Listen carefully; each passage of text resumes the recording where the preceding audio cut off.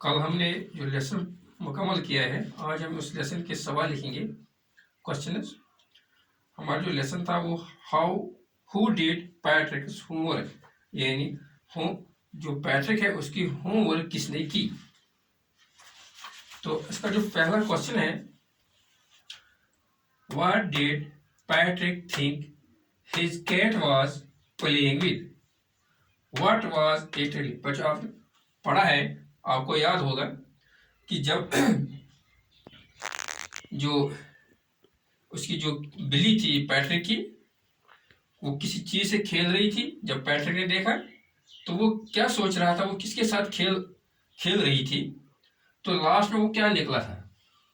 इस सवाल का जो मफहूम है वही है, what did Patrick think his cat was playing with, किसके साथ खेल रही थी, व्हाट वाज इट रियली। आपको पता है वो एक्चुअली जो कैट के साथ खेल रही थी वो कोई चीज नहीं था, बल्कि कुछ वो और था। पैट्रिक ने सोचा, his cat was playing with a dog, यानी पैट्रिक ने सोचा है कि जो उसकी जो बिल्ली है वो किसी गुड़िया के साथ खेल रही थी। रियली, वाकई, it was not a dog, वो गुड़िया नहीं थी, बट ए टिनी मैन, वो एक छोटा सा आदमी था। यानी पहले जो सवाल है, हमें इस सवाल का जवाब यह है, पैट्रिक ने सोचा, हिज कैट वाज प्लेइंग, वो खेल रही थी, विद ए डॉल, एक गुड़िया के साथ। रियली, वाकई, it was not a doll, वो गुड़िया नहीं थी, बट ए टिनी मैन। अब दूसरा सवाल है, why did the little man grant Patrick A wish.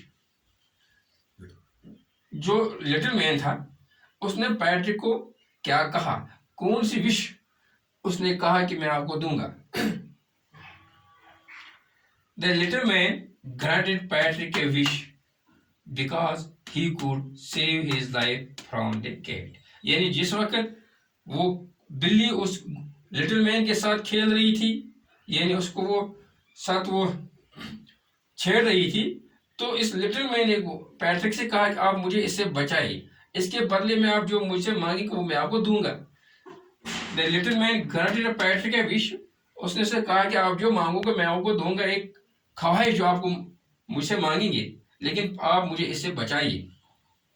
तीसरा क्वेश्चन है बच्चों, what was a Patrick wish, यानी अब पैट्रिक ने उस लिटिल मैन से क्या कहा, कौन सी चाहत उससे मांगी। आपको पता है कि उसने क्या कहा, पैट्रिक्स wish was the little man should do all his homework, यानी इस पैट्रिक ने इस लिटिल मैन से कहा कि आप मेरी मदद करें, किसमें, होमवर्क करने में, till the end of the semester, यानी सेमेस्टर खत्म होने तक आप मेरी मदद करें, किसमें, होमवर्क करने में। क्योंकि आपको पता है कि वो जो पैट्रिक था वो लेजी था, होमवर्क करने वो होमवर्क करता नहीं था, तो इसलिए उसने उसे कहा कि आप मेरी मदद करें तो मैं आपको बिल्ली से बचाऊंगा। चौथा क्वेश्चन है, in what subjects did the little man need help to do Patrick's homework. अब उसने काम शुरू किया है, लिटिल मैन उसको मदद करने के लिए, लेकिन उसने पैट्रिक्स का, आप मुझे कुछ मदद करें, यानी किन सब्जेक्टों में, कौन कौन सब्जेक्ट जिसमें पैट्रिक ने फिर लिटिल मैन की मदद की। यानी उसने कहा कि मैं आपकी होमवर्क करूंगा लेकिन आपको मुझे मदद करना है।